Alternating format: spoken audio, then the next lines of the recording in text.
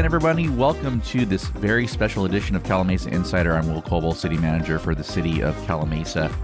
And today's episode is going to be the first in a four-part series on the economic realities and more general realities of cities in California. Not just Calimesa, and as a matter of fact, Calimesa is in pretty good shape, but really we see up and down the state fiscal challenges happening. And even our neighbor immediately to the north of us, Yucaipa, it's been well documented that there's some financial challenges that are happening there. I don't want to get into the specifics of their unique circumstance because every circumstance is unique, but there are a lot of commonalities that we're going to talk about that kind of they're all interrelated in how we've got to kind of this point where it's not just Yucaipa. There's cities all over the place that are having these same challenges. And we see it because of all these sales tax measures to, bridge some financial gap that these cities have. A lot of cities have already passed them over the last few years, and there are going to be even more considered this November. Part of the problem is it's difficult to see value for taxes paid because there's a disconnect from when taxes are paid to when you see them at work, right? And so that's where there's a lot of hesitancy to pass sales or any tax measures at all. Like when you go to the store, right? When you buy something, you take possession either immediately or shortly thereafter. Or you buy it on Amazon, you get it in a day or two. You buy a ticket to an event, a sporting event, concert, then you go to that event and you see the value of that, of what you paid. I think we also take for granted what the taxes pay for because there's often things that are just there. Roads, parks, police, fire, things like that. Then on top of that, there are even more obscure things like flood control, building and safety, planning, community development, and all the administrative backing that goes into these functions to make sure funds are allocated appropriately, risk is managed, employees are treated and paid properly, and all of the above is managed in accordance with the policy direction of the city council and under law. There is a lack of knowledge, I think, about how much time and costs go into all of these services and making sure that things are running the way they should be to the extent possible. But on the other hand, people are already stretched with how much they pay in taxes. We always hear about, we're overtaxed. I don't know.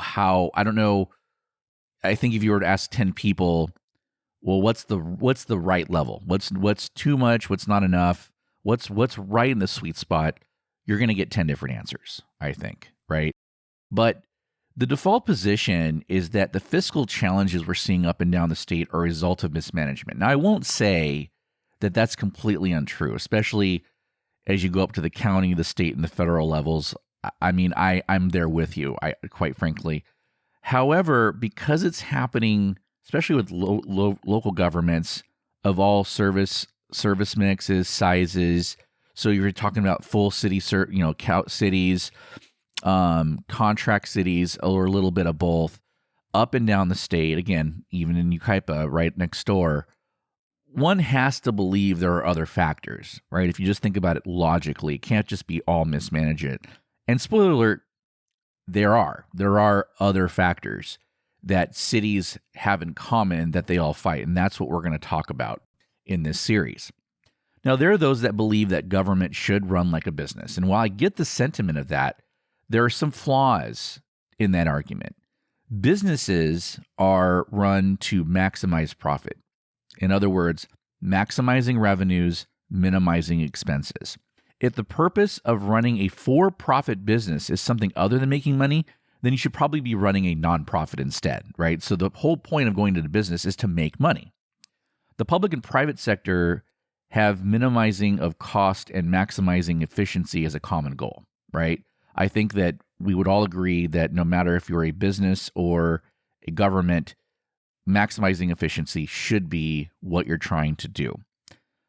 But businesses, obviously subject to market forces, do have the ability to raise revenue and capital much more easily than government, especially in California, as we'll learn today. Yet the government is subject to inflationary forces on the expense side of the ledger just as much as businesses or individuals. So we have the inflationary forces that businesses are seeing, and they have to raise their prices as a result. And we see that every day when we go to the grocery store, we go to the gas station, we go to restaurants, whatever. You see these prices going up, right? But in government, especially the local level, the ability to increase those rates, increase those prices, so to speak, is much more difficult than it is for businesses to do. We can't just do it willy-nilly. There's a whole process. But also, when you're talking about government running like a business, governments necessarily by their nature will make decisions that go against profit maximization. Qualitative aspects, for example, which we'll talk about when we talk about development. When the city council considers a development project, you don't just look at the dollars and cents of it, right? You look at also other qualitative aspects, community sentiment, quality of life, those kind of things, right? The goal of government, or at least in my view, should be to maximize value to the taxpayer. But how do you do that? By providing quality services as efficiently as possible, while trying to provide quality of life and balancing the inevitable conflicts where the ability to fund services and quality of life are on opposite sides. And a lot of that has to do with land use decisions, which will be a subject of a future episode. Today's episode, we're going to focus on 3 decisions in California that were made in the past 45 years that have had long-term fiscal impacts on local government. One initiated by voters, one initiated by state government, and one that was a combination of state and local government decisions. So, and in future episodes, we're going to cover development in land use and economic development. Obviously, and these all 3 tie together in terms of where we are today economically. Again, more generally speaking, in the state of California, but we will talk about how these things apply to the city of Calimesa, obviously, since this is the Calimesa Insider podcast. So the first of those is Proposition 13. Now, obviously, Prop 13 still enjoys broad support. And I'm not here to talk about the pros and the cons of Proposition 13 from a political opinion standpoint. All I'm trying to do is to just communicate factual statements of the impacts that has had on governments. Now, if you take Prop 13 out of the equation, it doesn't mean all things are going to be equal, right? I think the housing market, the economy probably looks very different because that is how impactful Proposition 13 was. So we're just going to talk about the fiscal impacts it has had on government. That's the focus of this. So Prop 13 was also known as the Jarvis-Gann Amendment, named after the 2 leading advocates of the proposition, Howard Jarvis, which I'm sure is a person you've heard of the Howard Jarvis Taxpayers Association, and Paul Gann. It was passed in 1978. And again, there were many factors that led up to the passage of Prop 13, and we're not going to get into those. There's many factors and even more theories. I will say, though, that a lot of times these types of measures, these types of landmark measures, come as a result of animosity towards government and distrust of government. But largely that distrust, I mean, there was a combination of things that went into Prop 13. There's no doubt about it. But normally the animosity is usually focused at the federal and state level, and especially here in California at the state level. But local governments often are the ones that pay the consequences of citizen outreach, at least more recently. So what Prop 13 did, it changed how property taxes work in California. We're going to talk about that in detail because that is what impacts the city of Calimesa and cities in general. It also requires 2/3 support in both houses of the legislature to pass statewide taxes, such as income tax. With one party controlling more than 2/3 of each house right now, however, that could be easily accomplished. You know, they have more than a 2/3 majority in both the state Senate and the Assembly, and obviously there's a Democratic governor as well. So the party can do pretty much what they want, independent of the Republican Party at this point. Finally, it requires a 2/3 vote of the public to enact special taxes. And the special tax is pretty much any tax that is for something other than general purposes. So, for example, public safety. If you wanted to do a sales tax just for public safety, it requires a 2/3 vote. But if you wanted to increase taxes for just a general purpose, it only requires a simple majority, which is why a lot of cities go for a general purpose tax, which a lot of people criticize, and I get why. But the threshold to pass those taxes are much more substantial, and as a result, not surprisingly, they are not as successful. So there are three fundamental changes to how property taxes are assessed when it comes to Prop 13. Number one, it capped the overall tax rate to 1%. So before Prop 13, each taxing entity, cities, county, school districts, special districts, they each set their own rate. It rolled assessed values back 2 years to the 1975-76 levels, which assessed values what property taxes are based on. So let's say a property is worth $500,000, 1% of that is $5,000. That's your property tax. Okay. So that is the level so the rate times the assessed value is the property tax. So when each of those each of those government agencies were setting their own rates before Prop 13, it was always still based on that assessed value. The third thing it did is it limited the growth in assessed value to 2% per year or CPI, whichever is lower. Before Prop 13, the assessed value was based on the market value of the property. So assessors would have to figure out every year how much each property was worth. So only 11 times in the past 47 years was CPI lower than 2%. 6 of those were in the last 14 years, though. So remember, throughout the 2010s, and actually up into the last 2 years, inflation has been historically low. So that's why, Prop 13, 6 of those last 14 years actually ended up being the CPI rather than 2%. So assessed values adjust to sales value when a property changes hands or when new construction is added to a property. And it's only the value of that improvement. So let's say you do an add-on to your house, the valuation of it is $100,000. That adds $100,000 to the house. It doesn't reassess the entire property. It just adds the value of that particular construction. So there's kind of a misconception on that when you look at, I need to keep a wall up so it's an improvement. Yes, that is true. However, because the value didn't change hands, it's the valuation of the construction, not necessarily the valuation, the market valuation at the time that the construction is done. Now, many other states still administer their property tax the way we used to pre-Prop 13. Texas, for example, with their growth, is actually are starting to see the same challenges because they've seen huge increases in their property values because of demand, people moving to Texas. We hear a lot. That is one of the most popular destinations for people leaving California. That, as a result, has driven up the prices in Texas, while the valuations for property tax are based on assessed value. So they've seen tremendous increases in property tax as a result. And each entity sets their own rates. So you might go from one part of Texas and, the combined rate for all the agencies is one thing. You go to a different part of Texas or a different part of even maybe a region, like let's say the Metroplex, Dallas-Fort Worth, the rates may be different in every city.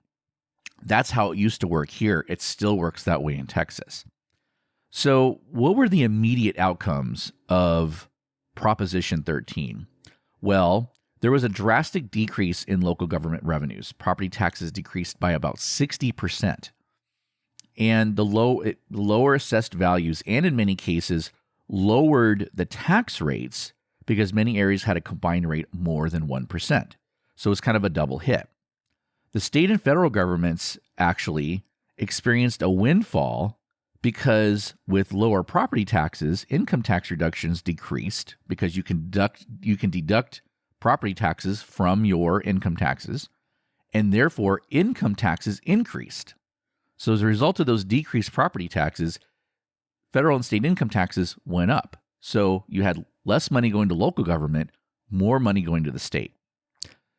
But one of the biggest things that it did, and this has had the biggest probably impact, even more so than the gap that has been created between the growth in assessed value for owned homes and CPI, is the state having authority over this locally controlled revenue.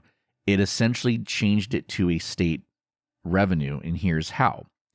When the law passed, it said that property tax would be distributed simply as defined by law. Well, there was no law prior to Prop 13 that defined that.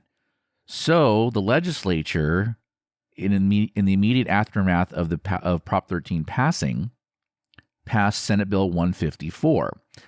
Now, it did three things. It provided block grant funding to local agencies to make up some of the losses because the state got a windfall and local agencies lost money. So they did try to make governments whole with some of that money. Didn't quite make them all the way whole, but did make them whole somewhat. With the reduction to county revenues, the state took over various state-mandated programs that counties were running, reducing county costs. So they increased revenue. In the case of counties, they decreased some of their costs. It also established the formula to distribute the 1% since local agencies could no longer set their own rates. So what it did is it looked at the proportion of total property taxes collected in a tax rate area and used that to establish the distribution of the 1% rate. So in Calimesa, for example, there's well over 50 tax rate areas alone. So each of those had its own distribution of property taxes, although there's some variation, but they're pretty much the same.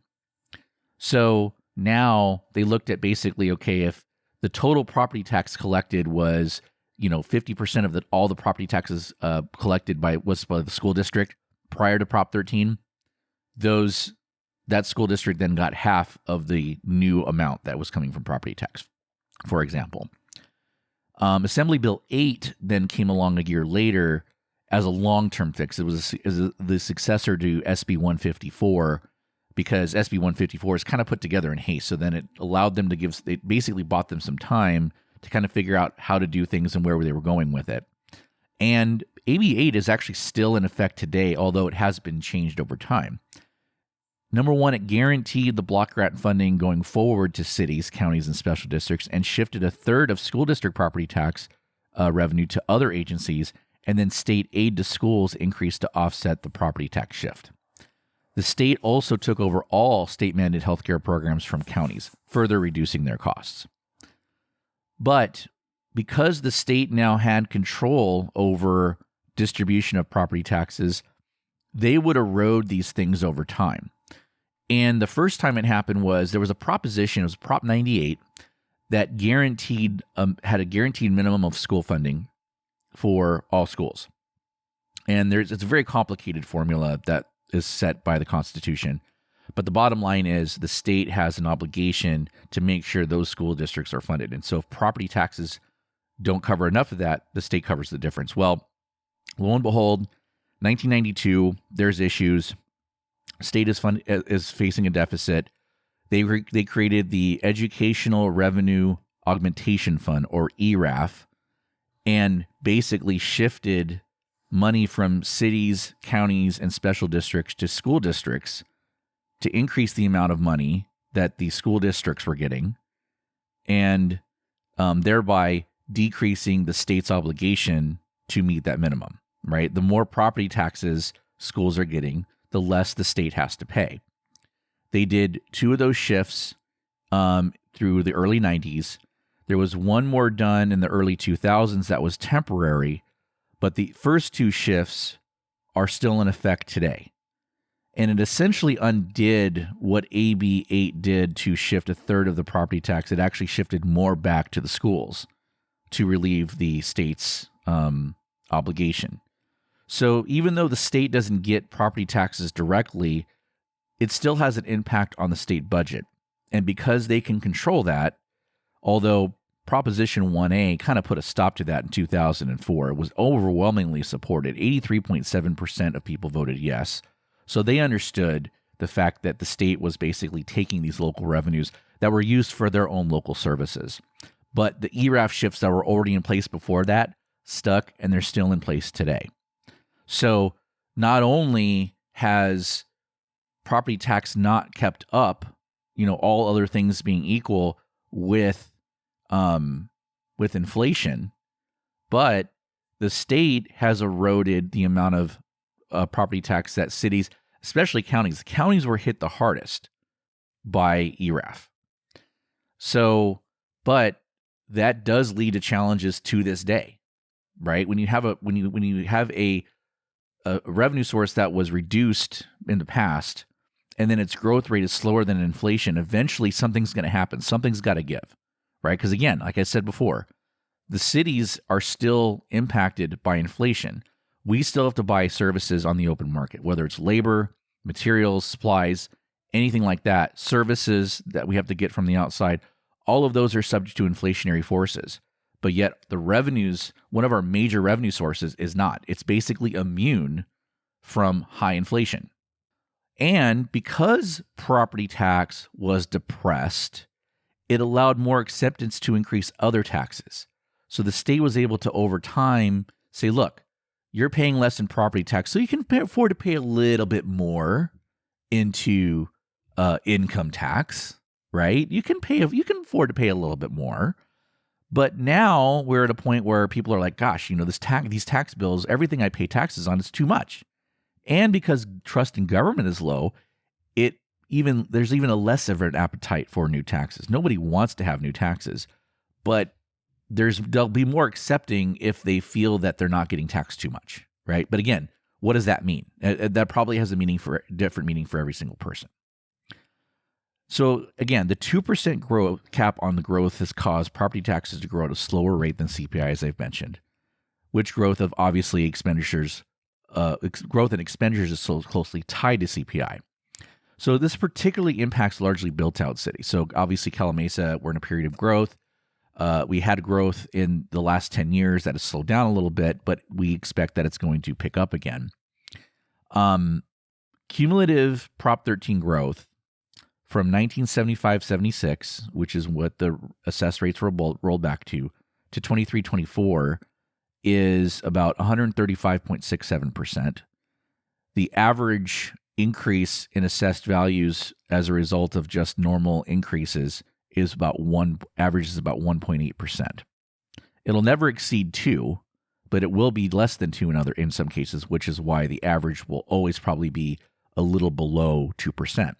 Meanwhile, cumulative CPI growth in that same time period, 75-76 to 2023-24, is about 527.72%, about 3 times more than Prop 13 growth. The average increase in CPI in any given year over that time period is 4%, so more than twice of the growth in Prop 13.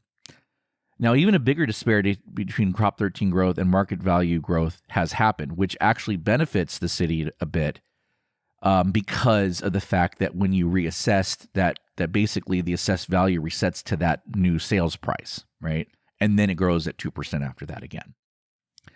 So according to the Riverside San Bernardino Ontario Metropolitan Area House Price Index, house prices are 14 times higher in 23-24 than they were in 1975-76. Now, there's largely been no construction in Calimesa in 2023, so home sales were for existing homes. 87 homes were sold in 2023, representing about 2.5% of all homes in Calimesa.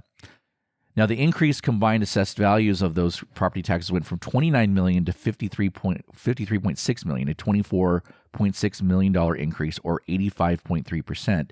And this accounted for 35% of the total growth in the residential category. This contributes to growth in property tax, but ultimately existing home sales in the long term do not offset the disparity between the growth in Prop 13 and valuations in CPI, mostly due to the fact that the percentage of homes that sell in any given year are going to be relatively low. Now, there's large disparities between older, long-time homeowners and more recent homeowners, and also those that have inherited their property from relatives, and with that, their lower assessed value. So, and it's not just for the homes those that have stayed in their homes. Proposition 19 that was passed back in 2020 and its predecessors, Prop 60 and 90, allows older Californians to take their low assessed value with them to other properties so long as the home they are buying is less valuable than the home they are selling. So in other words, if your home has an assessed value of $100,000, you sell it for $1 million, you buy another house for $750,000, you still get to keep the $100,000 assessed value on new property. That is a big reason that when you see people leaving California, it isn't older Americans as much. It's going to be younger folks that don't own a home and they can't get into home ownership here. They just simply can't afford to.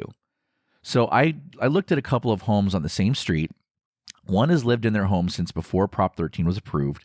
The assessed value on that property is $31,000, but the homeowner, they are a homeowner and they live there, so they're eligible for the $7,000 homeowner's exemption, so they're taxed on only $24,000. The tax on that home, and I rounded it's a little bit less than $24,000. I think you can figure out what the assessed value actually is when I tell you the tax. It's the ad valorem 1% tax on that property is $239.78.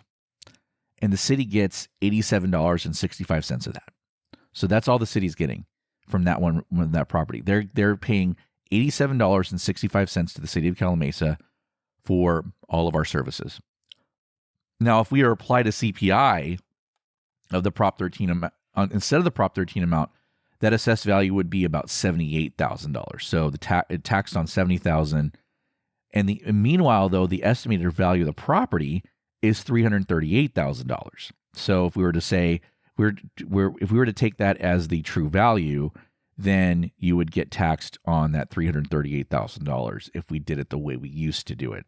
And that's why, I mean, that would basically increase that person's property tax bill by more than tenfold. And that was a big reason that Prop 13 passed. Two doors down, there's a larger home as an ADU, larger parcel, but it's most recently sold in 2011. The assessed value on that home is $434,000, and there is no homeowner's exemption. So the owner does not occupy this home. The tax on that house is $4,340, and the city gets $1,228.70. If we were to apply CPI instead of Prop 13 from 2011, from the time it sold, the assessed value would be $440,000. It'd only be a $6,000 difference. And that makes sense because inflation has been lower up until the last 2 years, right? So that would make sense. The estimated value on that home is $750,000. So even though that house is a little more than double the value of the house two doors down, they're paying almost 20 times the amount of taxes that person two doors down from them is paying for the same services, right? This is the disparity that creates. Now, I just want to say this is not to be an attack on Proposition 13. As again, it continues to enjoy broad support and for good reason. I get it. But these are just the facts of the impacts of the law. Okay? Whether you care about that or not, it's up to you. But these are the facts of these are realities. These are financial realities. These are hard numbers, actual data, and it is what it is, right? So cities have to manage. But if it's not a coincidence that many cities are struggling to make ends meet, despite the thought that there's a lot of inefficiencies and there's a lot of bloat in government, there are economic realities that we have to deal with, and this is one of them. Now, the impacts are larger on cities that are more reliant on property tax. By the way, Calimesa gets 42% of its revenue from property tax. Cities with lots of car dealerships or other large sales tax producers are not as impacted, but other factors can limit their growth as well. So, for example, taxes derived from gas sales. Gas taxes, despite rate increases, have largely remained flat in nominal terms, meaning they're not keeping up with inflation. Well, why is that? And by the way, sales tax would obviously then follow with that too, because you're seeing the same phenomenon with sales tax despite price increases. Well, why? Two things. Number one, because of the fuel economy standards that have been passed over the last 20 or 30 years. So cars are just using less gas overall. So consumption goes down. If you're driving the same amount of miles, you're consuming less than you were on average than you were 20 years ago. And the second thing is the proliferation of EVs. EVs obviously use no gas. And gas-powered cars are getting better gas mileage, so that means overall decrease in consumption. By the way, Calimesa derives 34% of its sales tax revenue from gas sales. So that is a factor that we have to keep an eye on too. Now, as I talked about, this also impacts largely built-out cities or cities that have not had a lot of growth over the last 10 years or so. If your growth has happened in the last 10 years in the period of low inflation, this hasn't impacted you as much.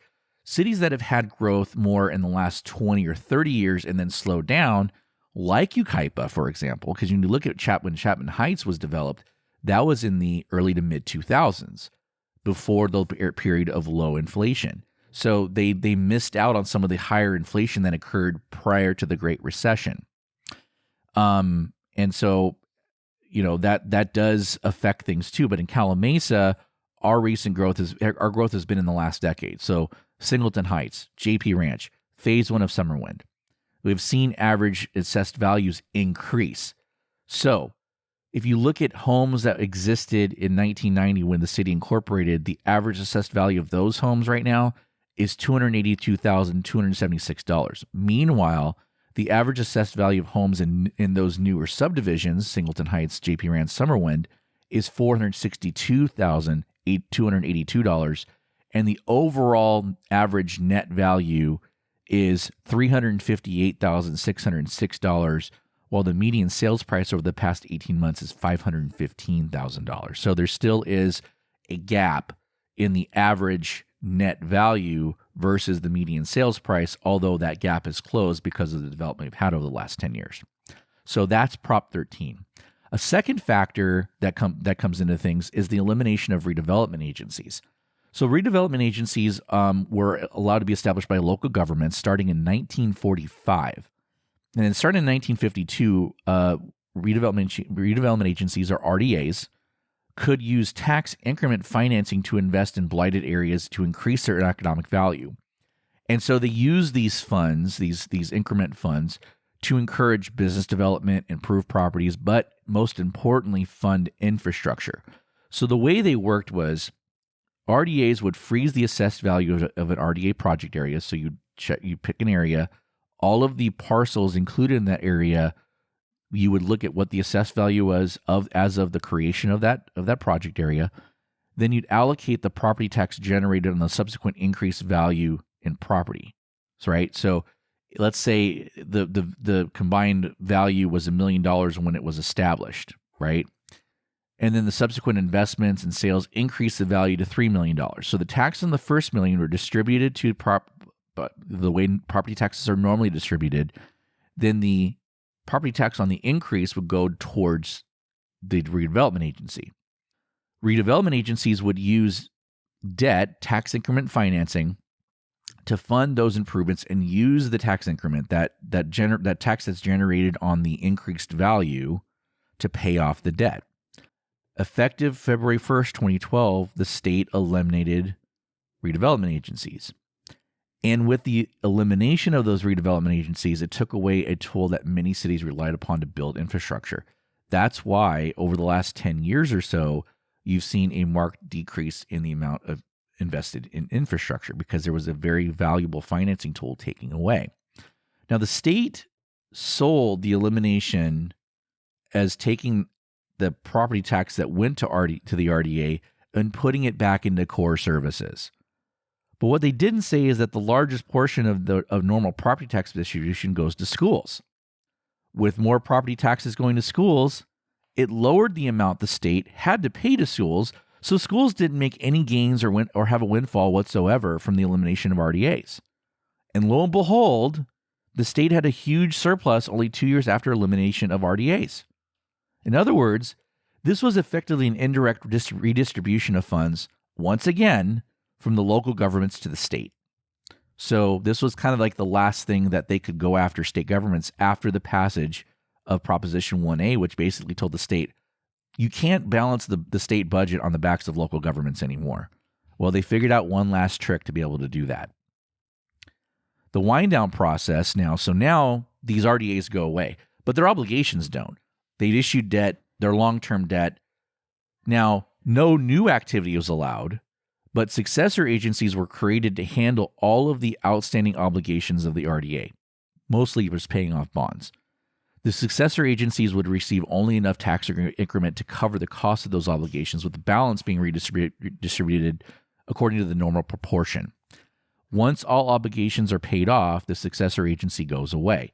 Now, cities are forced to use other funds to fund infrastructure, but most just reduced investment in infrastructure as a result, like I said. They also used RDAs to fund their economic development efforts, so those were either reduced or eliminated.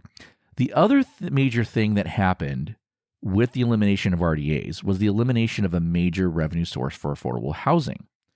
Now, some people may think that's a positive, but it has contributed to homelessness nonetheless, and it has contributed to a marked decrease in the investment in affordable housing. By the end of the RDA era, there were laws that were passed over time that, kind of dictated the distribution of redevelopment agency tax revenue. 20% of all RDA tax revenue was supposed to be used towards affordable housing. Without this funding sources, cities have little to no funding to contribute to affordable housing now. They basically are limited to community development, block grant, home funds. The third thing that happened, so those are the first two, Proposition 13, the elimination of redevelopment agencies. The third is on the expenditure side, and it has to do with enhanced pensions, and this has been a sore subject for many. So in the late 1990s, CalPERS was 140% funded. In other words, that means they had 40% more funds than were needed to fund pensions. This was largely from high returns on real estate and tech investments. Remember, the dot-com boom, right? This led to two ill-fated policies. Number one, they allowed all CalPERS agencies, cities, counties, special districts, school districts, to eliminate their contributions to CalPERS, basically use that excess to be able to fund their ongoing obligations. So for a while there, cities were paying zero into CalPERS, thinking that the investments would just pay for their contributions in perpetuity, I guess. I don't know. That was what was known as a pension holiday. The second thing it did was added more lucrative retirement formulas and allowed the new formulas to be retroactively applied to pensions. So, for example, a sworn police officer or firefighter had worked thinking they would get 60% of their pay after 30 years. The pension formula was 2% at 50, which means that for every year you serve, you get 2% of your pay.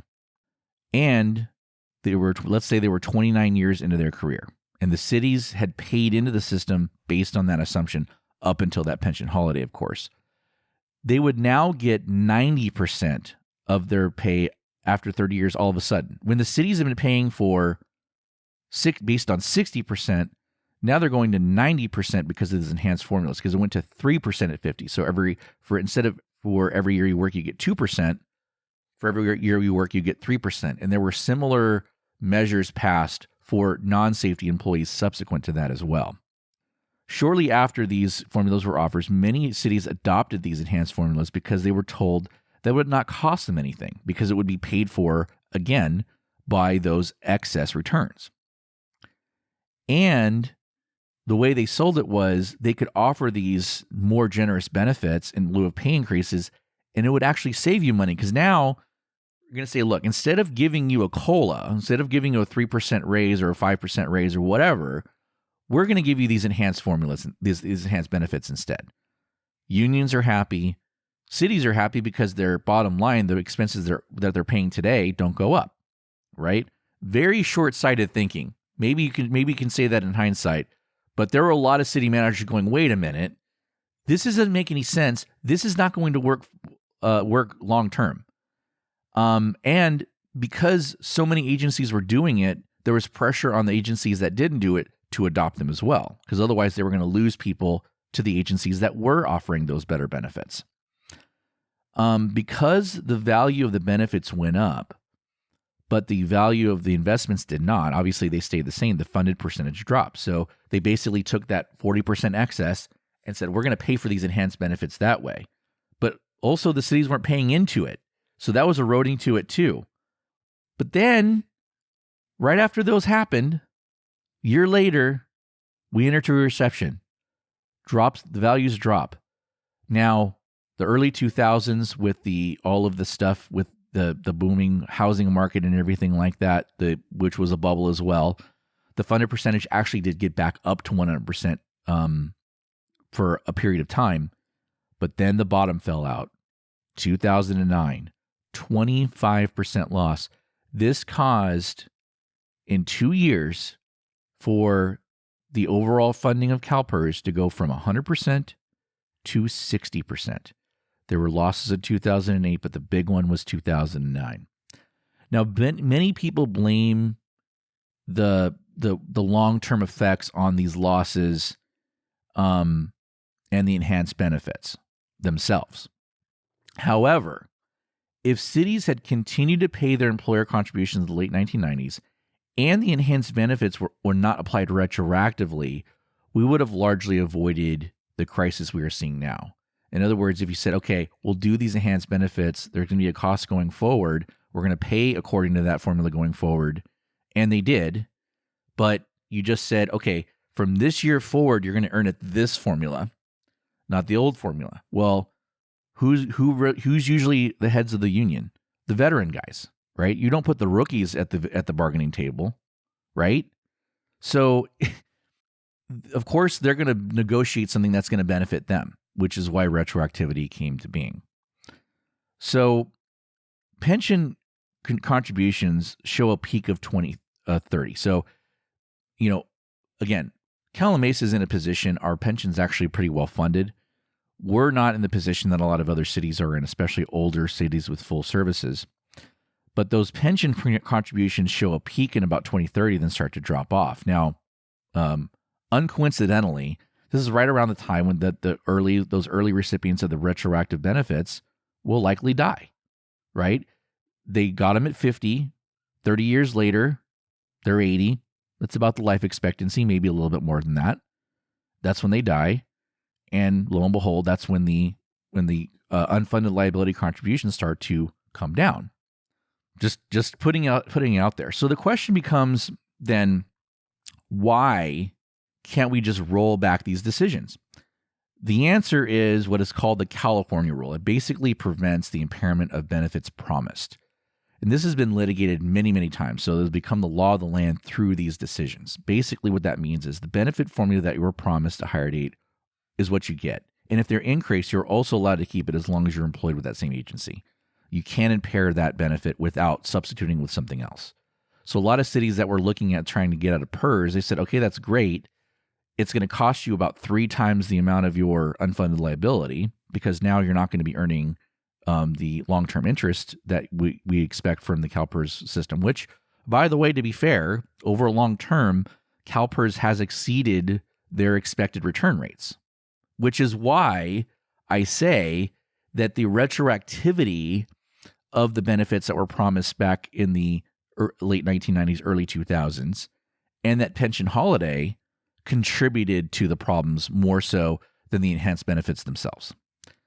Those two things contributed more than otherwise because it wasn't investment losses. Even with the 25% loss, if you look over a 30, 35-year horizon, CalPERS' average return has actually exceeded what their expectation was. So there's that.